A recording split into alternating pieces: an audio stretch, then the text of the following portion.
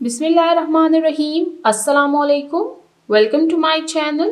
आज की वीडियो में हम ग्रेड 6 इंग्लिश बुक का यूनिट नंबर 2 रीड करेंगे।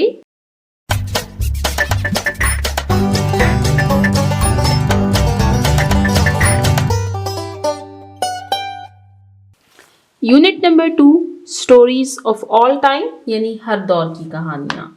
इस यूनिट में हम उन फेमस और इंटरेस्टिंग स्टोरीज के बारे में रीड कर रहे हैं जो आप कई सालों से सुनते आ रहे हैं।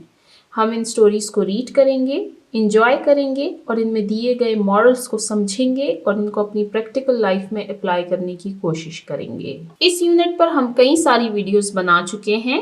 लास्ट वीडियो में हमने यूनिट नंबर 2 का टेक्स्ट टू बी रीड किया था, जिसमें हमने एक बहुत इंटरेस्टिंग स्टोरी रीड की अबाउट आइलैंड एडवेंचर। इस स्टोरी से हमें ये लेसन मिला कि गलती करना इंसान की फितरत है, लेकिन अपनी गलती मान लेना और माफ़ी मांग लेना बहुत हिम्मत की बात है।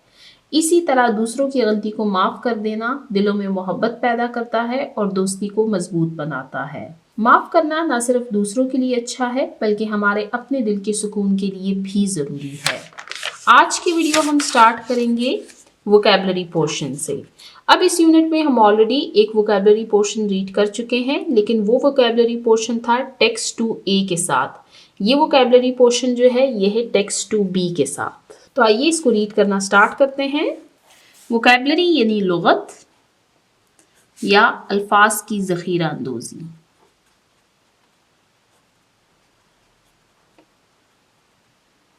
वोकैबुलरी के पोर्शन में फर्स्ट क्वेश्चन है हमारे पास, रिप्लेस के तब्दील करें द फॉलोइंग अंडरलाइंड वर्ड्स के नीचे जो आपको अंडरलाइन वर्ड्स दिए गए हैं इनको हमने रिप्लेस करना है विद देयर सिनोनिम्स, इनके मुतरादिफ के साथ।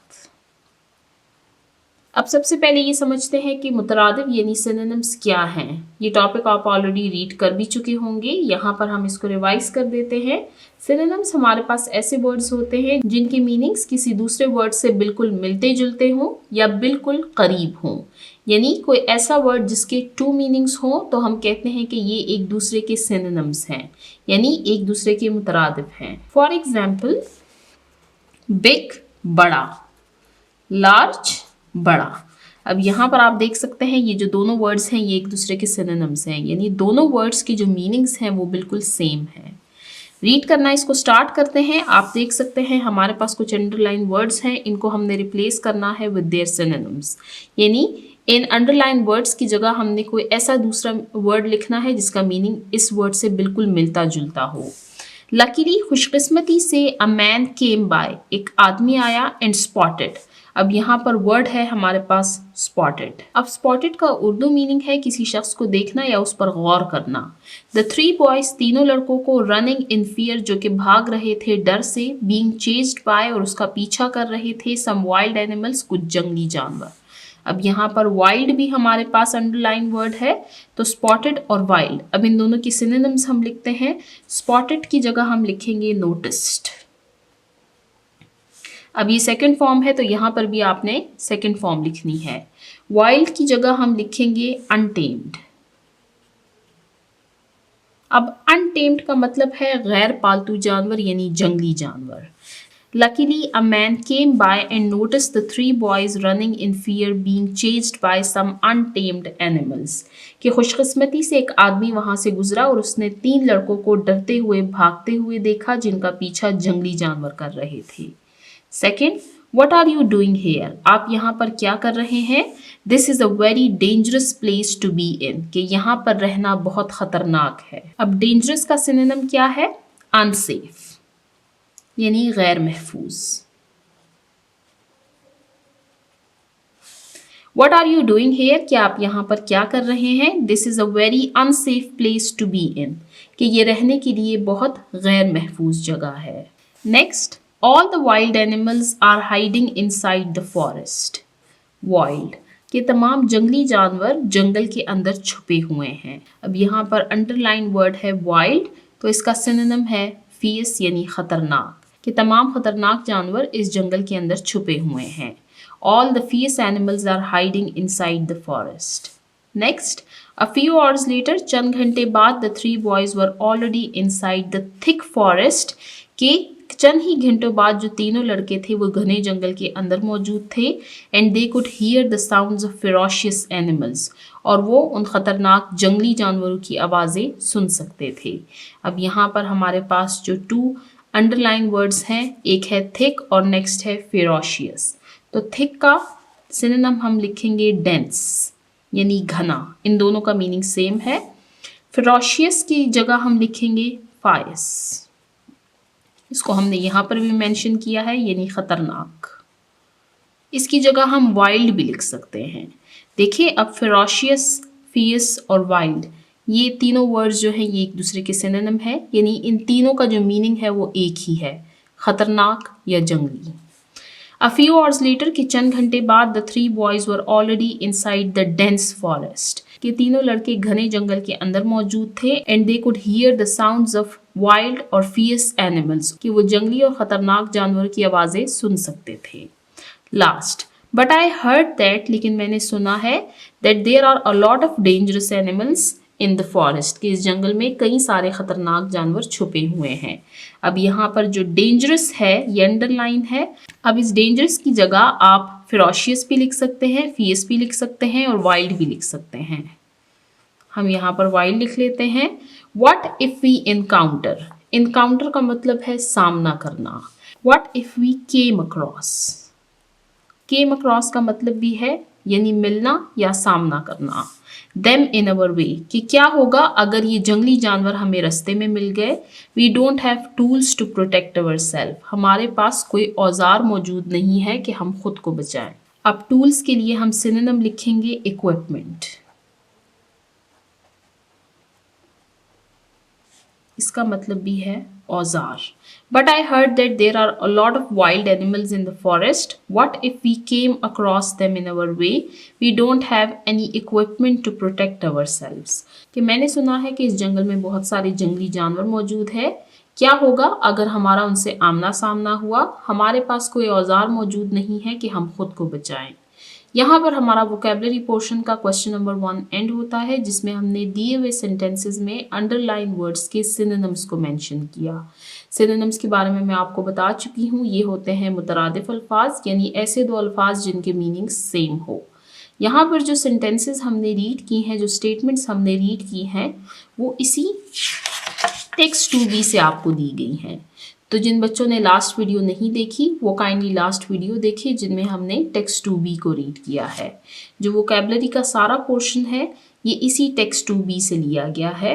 तो वोकेबलरी के इस पोर्शन को समझने के लिए ज़रूरी है कि आप लास्ट वीडियो देखें जिसमें हमने टेक्स्ट 2B को रीड किया है. तो चलते हैं नेक्स्ट क्वेश्चन नंबर 2 की तरफ. वोकेबलरी के पोर्शन में नेक्स्ट टॉपिक है हमारे पास comprehension check point. Comprehension check point या कंप्रहेंशन क्वेश्चंस कहते हैं तफहीमी सवालात को. कंप्रहेंशन क्वेश्चंस क्या हैं? ये ऐसे क्वेश्चंस होते हैं जो आपको लेसन से रिलेटेड दिए गए होते हैं. यानी लास्ट वीडियो में हमने जो स्टोरी रीड की आइलैंड एडवेंचर, अब यहाँ पर उससे रिलेटेड आपसे कुछ क्वेश्चंस पूछे गए हैं. इन क्वेश्चंस के आंसर्स देने के लिए और इनको समझने के लिए ज़रूरी है कि आपने स्टोरी को रीड किया हो, यानी जो लेसन जिससे आपसे क्वेश्चंस पूछे जा रहे हैं वो आपने रीड किया हो, ताकि आप इजीली इनके आंसर्स दे सकें. कंप्रहेंशन चेक पॉइंट, इसमें हमारे पास फर्स्ट क्वेश्चन है ऑर्गेनाइज, मुनज़्ज़म करें, एंड राइट और लिखें द सीक्वेंस तरतीब ऑफ द स्टोरी, कहानी की, with the help of the pictures given below. नीचे आप देख सकते हैं आपको कुछ पिक्चर्स दी गई हैं. इन पिक्चर्स को हमने ऑर्गेनाइज करना है और फिर इनकी सीक्वेंस हमने लिखनी है. राइट फर्स्ट, लिखें first, second, third, fourth and fifth. अब हम यहाँ पर सीक्वेंस को समझते हैं कि सीक्वेंस किसे कहते हैं. पॉइंट्स टू नो यानी अहम नुकात. Sequencing refers to the identification of the components of a story. कि सीक्वेंसिंग जो है यानी तरतीब देना, इट रेफर्स टू, ये कहा जाता है द आइडेंटिफिकेशन, पहचान, ऑफ द कंपोनेंट्स, हिस्से, ऑफ अ स्टोरी, कहानी की, द बिगनिंग, शुरू, द मिडल दरमियानी हिस्सा, एंड द एंड और इख्तिताम। यानी सीक्वेंसिंग का मतलब है कहानी के हिस्सों को पहचानना, यानी आगाज, दरमियानी हिस्सा और इख्तिताम। And also to the ability to retell the events, और ये सलाहियत कि दोबारा से सुनाई जा सके, यानी वो वाक़यात दोबारा से पढ़ाए जा सके with in the given text, जो आपको एक टेक्स्ट में दिए गए हैं, इन द ऑर्डर, उसी तरतीब में, इन विच दे अकर, जिसमें वो वक़ू पजीर हुए हों। यानी साथ ही ये सलाहियत कि कहानी के वाक़यात को इसी तरतीब में दोबारा सुनाया जाए जिस तरतीब में वो पेश आए हों। द एबिलिटी, वो सलाहियत, टू सीक्वेंस इवेंट्स, के वाक़यात को तरतीब देना इन अ टेक्स्ट किसी सबक में, इज़ द की कम्प्रहेंशन स्ट्रेटजी, कि किसी मतन के वाक़यात को तरतीब के साथ समझना एक अहम हिकमत अमली है। स्पेशली ख़ास तौर पर फॉर नरेटिव टेक्स्ट, ख़ास तौर पर कहानी वाले मतन में, यानी ख़ास तौर पर कहानी में ये चीज़ बहुत इंपॉर्टेंट है। Sequencing is also an important component of problem solving across subject, कि सीक्वेंसिंग यानी तरतीब देना मुख्तलिफ मज़ामीन में मसले हल करने की एक अहम सलाहियत भी है। ये हमारे पास एक बहुत इंपॉर्टेंट पॉइंट था जिसमें हमने सीक्वेंसिंग के बारे में समझा। सीक्वेंसिंग क्या है? यानी तरतीब देना। सीक्वेंसिंग का मतलब है कि कहानी को सही तरतीब में समझना और दोबारा सुनाना। जब हम कोई कहानी पढ़ते हैं तो हमें ये जानना होता है कि सबसे पहले क्या हुआ, फिर क्या हुआ और आखिर में क्या हुआ। बिल्कुल ऐसे ही जैसे हमने लास्ट स्टोरी में रीड किया, जिसमें हमने पिक्चर्स को नंबर वाइज किया, यानी पहले, दूसरे, तीसरे, और इसी तरह हमने टोटल जितने भी पिक्चर्स रीड की हैं उनको हमने नंबर वाइज किया ताकि पूरी कहानी आसानी से हमें समझ आ सके। सीक्वेंसिंग हमें समझने में मदद देता है कि कहानी आगे कैसे बढ़ती है, कौन सा वाक़या कब पेश हुआ और आखिर में क्या नतीजा निकला। ये ना सिर्फ कहानियों में मददगार है बल्कि हर मजमून में मसले हल करने में भी काम आता है।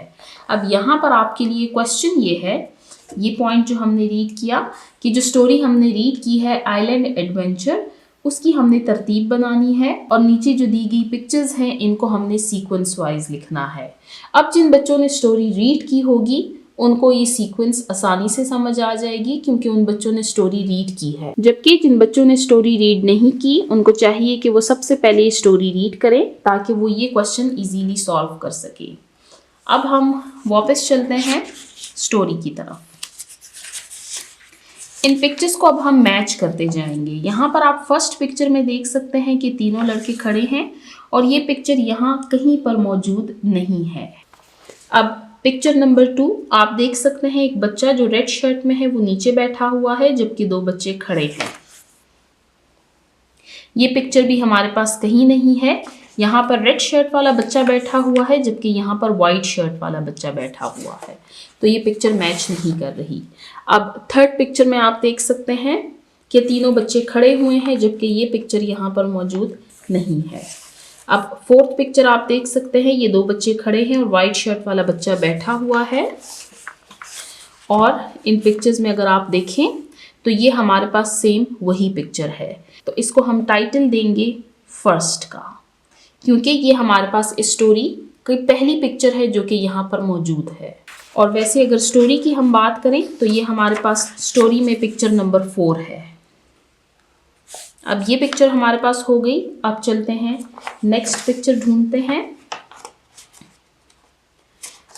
फिफ्थ पिक्चर में आप देख सकते हैं तीनों बच्चे दिख रहे हैं, ये पिक्चर भी यहाँ पर मौजूद नहीं है, जबकि इस पिक्चर में आप देख सकते हैं कि तीनों बच्चे भाग रहे हैं और ये पिक्चर यहाँ पर हमारे पास मौजूद है, तो इसको हम टाइटल देंगे सेकंड का और ये हमारे पास स्टोरी में 6th पिक्चर है। अब नेक्स्ट पिक्चर को देखते हैं। यहाँ पर आप देख सकते हैं तीनों बच्चे खड़े हैं और वो सोल्जर से बात कर रहे हैं, लेकिन अब इस पिक्चर और इस पिक्चर यानी पिक्चर नंबर 7 और पिक्चर नंबर 8 में डिफरेंस क्या है कि यहाँ पर आप सोल्जर का हाथ देख सकते हैं कि वो ऊपर की तरफ उठा हुआ है और ये पिक्चर हमारे पास यहाँ पर मौजूद है, तो ये हो गई हमारे पास थर्ड पिक्चर। और अगर स्टोरी के सीक्वेंस को हम देखें तो ये हमारे पास 8th पिक्चर है। अब नेक्स्ट यहाँ पर आप देख सकते हैं, अब वाइट शर्ट वाला बच्चा साइड पे खड़ा हुआ है, दोनों बच्चे इकट्ठे हैं और सोल्जर पीछे की तरफ खड़ा हुआ है। यहाँ पर तीनों बच्चे इकट्ठे हैं और सोल्जर पीछे की तरफ खड़ा हुआ है और जो सोल्जर है उसने हाथ अपने मुंह की तरफ किए हुए हैं। तो ये पिक्चर हमारे पास यहाँ पर मौजूद है। तो इसको हम टाइटल देंगे 4th का और स्टोरी में ये हमारे पास है 10th पिक्चर। अब नेक्स्ट यहाँ पर आप देख सकते हैं जो 11th पिक्चर है, इसमें जो वाइट शर्ट वाला बच्चा है उसका सर नीचे है, दोनों बच्चे खड़े हुए हैं और सोल्जर का जो हाथ है वो इस ग्रीन शर्ट वाले बच्चे के बैक पर है। तो यहाँ पर आप देख सकते हैं ये हमारे पास वही पिक्चर है। तो ये है हमारे पास 5th पिक्चर और स्टोरी में अगर हम देखें तो ये हमारे पास है 11 नंबर पर। तो यहाँ पर हमारा ये क्वेश्चन एंड होता है जिसमें हमने दी हुई पिक्चर्स को स्टोरी के अकॉर्डिंग सीक्वेंस वाइज लिखा, यानी हमने इसको नंबर दिए कि कौन सी पिक्चर फर्स्ट पे है, कौन सी सेकंड, कौन सी third, fourth and 5th। Last video में हमने जो स्टोरी रीड की थी आइलैंड एडवेंचर, वो हमारे पास एक कॉमिक स्ट्रिप थी। कॉमिक स्ट्रिप हमारे पास एक ऐसी स्टोरी होती है जिसमें पिक्चर्स और डायलॉग्स के जरिए हमें एक कहानी पढ़ाई जाती है। यहाँ पर आप देख सकते हैं आपको वही पिक्चर्स दी गई हैं लेकिन डायलॉग्स नहीं दी गई क्योंकि वो हम ऑलरेडी लास्ट वीडियो में रीड कर चुके हैं। तो यहाँ पर हमारा वोकैबुलरी पोर्शन का सेकंड क्वेश्चन एंड होता है। अब चलते हैं नेक्स्ट पेज नंबर 48 की तरफ। यहाँ पर हमारे पास कुछ क्वेश्चंस मौजूद हैं लेसन से related.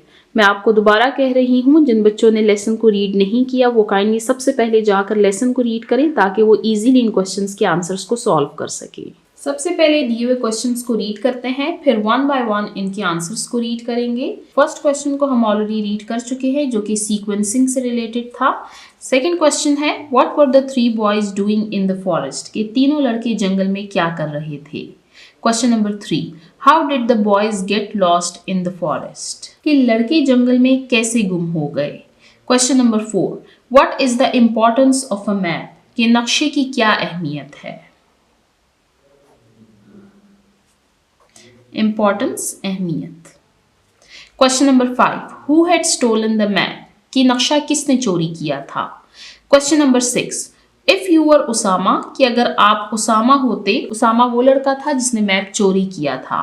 What would you do in order to avoid getting lost in the forest, कि अगर आप उसामा होते तो जंगल में गुम हो जाने से बचने के लिए आप क्या करते। अवॉइड कहते हैं बचना, लॉस्ट गुम होना। Question number 7, if you are Hamza, कि अगर आप हमजा होते, what would you do to avoid the conflict with Usama, कि अगर आप हमजा होते तो उसामा से लड़ाई से बचने के लिए आप क्या करते। अब हमजा कौन सा लड़का है, हमजा वो लड़का है जिसको ये मालूम हुआ कि उसामा ने उसके बैग से नक्शा चोरी किया है तो वो दोनों आपस में लड़ पड़े। Question number 8, what is the moral of the story, कि कहानी का क्या सबक है, यानी इसका क्या नतीजा मिला। अब आइए 1 बाय 1 इनके आंसर्स को रीड करते हैं। Unit number 2, stories of all time, यानी हर दौर की कहानियां। कंप्रहेंशन क्वेश्चंस, यानी तफहीमी सवालात। Question number 1, what were the 3 boys doing in the forest, कि तीनों लड़के जंगल में क्या कर रहे थे। The 3 boys had come to the island, कि तीनों लड़के आइलैंड यानी जजीरे पर आए फॉर फिशिंग, मछलियां पकड़ने के लिए। बट दे गॉट लॉस्ट, लेकिन वो गुम हो गए। And ended up walking inside the forest, लेकिन वो तीनों गुम हो गए यानी रास्ता भूल गए और चलते चलते जंगल के अंदर पहुंच गए। The 3 boys had come to the island for fishing but they got lost and ended up walking inside the forest, कि तीनों लड़के मछली पकड़ने के लिए जजीरे पर आए थे लेकिन वो रास्ता भूल गए और चलते चलते जंगल के अंदर पहुंच गए। Next question, how did the boys get lost in the forest, कि लड़के जंगल में कैसे गुम हो गए। द बॉयज गॉट लॉस्ट, कि लड़के गुम हो गए बिकॉज, क्योंकि उसामा हैड सीक्रेटली टेकन, क्योंकि उसामा ने खुफिया तरीके से टेकन उसने ले ली थी द मैप नक्शा फ्रॉम द बैग से and no one knew the correct direction, और किसी को भी सही रास्ता यानी सही सिमत मालूम नहीं था, इस वजह से वो तीनों गुम हो गए। The boys got lost because Osama had secretly taken the map from the bag and no one knew the correct direction. कि तीनों लड़के इसलिए खो गए क्योंकि उसामा ने चुपके से नक्शा बैग से निकाल लिया था और किसी को सही रास्ते का पता नहीं था। Next question, what is the importance of a map, कि मैप यानी नक्शे की क्या अहमियत है? अ मैप के नक्शा हेल्प्स हमारी मदद करता है फाइंड द राइट डायरेक्शन, सही रास्ता मालूम करने के लिए, एंड प्रिवेंट्स और हमें बचाता है अस हमें फ्रॉम गेटिंग लॉस्ट गुम हो जाने से। A map helps us find the right direction and prevents us from getting lost कि नक्शा हमें सही रास्ता दिखाता है और हमें खोने से यानी गुम होने से बचाता है। Next, who had stolen the map कि नक्शा किसने चोरी किया था? Usama had stolen the map कि नक्शा उसामा ने चोरी किया था। Next question, if you were Usama कि अगर आप उसामा होते, what would you do to avoid getting lost in the forest कि अगर आप उसामा होते तो जंगल में खो जाने से बचने के लिए आप क्या करते? उसामा वो लड़का है जिसने छुपके से बैग से नक्शा निकाल लिया था। इफ आई वर उसामा अगर मैं उसामा होती, आई would never steal the map तो मैं कभी भी उस नक्शे को चोरी ना करती। आई वुड कीप इट सेफ मैं उसको महफूज रखती, एंड फॉलो और मैं पैरवी करती यानी उसको फॉलो करती द डायरेक्शंस केयरफुली रास्तों को सिमतों को एहतियात से। If I were Usama I would never steal the map I would keep it safe and follow the directions carefully कि अगर मैं उसामा होती तो मैं कभी भी नक्शा ना चुराती, मैं उसे महफूज रखती और ध्यान से उसके मुताबिक रास्ता देखती। Next, if you are Hamza कि अगर आप हमजा होती, व्हाट वुड यू डू तो आप क्या करते टू अवॉइड कि आप बच जाएं द कन्फ्लिक्ट झगड़ा या इख्तिलाफ विद उसामा उसामा के साथ कि अगर आप हमजा होते तो उसामा से लड़ाई से बचने के लिए आप क्या करते? इफ़ आई वर हमजा कि अगर मैं हमजा होती, आई वुड स्टे काम तो मैं पुरसुकून रहती, लिसन टू उसामा उसामा की बात सुनती, एंड ट्राई और कोशिश करती टू सॉल्व कि मैं हल करूं द प्रॉब्लम मसले को पीसफुली अमन से। If I were Hamza, I would stay calm, listen to Usama and try to solve the problem peacefully. कि अगर मैं हमजा होती तो मैं पुरसुकून रहकर उसामा की बात सुनती और मसला मोहब्बत और सुकून से हल करने की कोशिश करती। हमजा वो लड़का है जिसके बैग से उसामा ने मैप निकाला था। जब हमजा को मालूम हुआ तो वो उसामा से लड़ पड़ा। Next, what is the moral of the story कि कहानी का सबक क्या है? The moral of the story is that कहानी का सबक ये है कि वी शुड नॉट स्टील कि हमें चोरी नहीं करनी चाहिए। वी शुड एडमिट हमें मान लेना चाहिए, आवर मिस्टेक्स अपनी गलतियां, and we should forgive others और हमें दूसरों को माफ करना चाहिए। The moral of the story is that we should not steal, we should admit our mistakes and we should forgive others कि कहानी का सबक ये है कि हमें चोरी नहीं करनी चाहिए, हमें गलतियों को कबूल करना चाहिए और दूसरों को माफ़ करना चाहिए। इस लेसन में हमने 3 बातें सीखी हैं।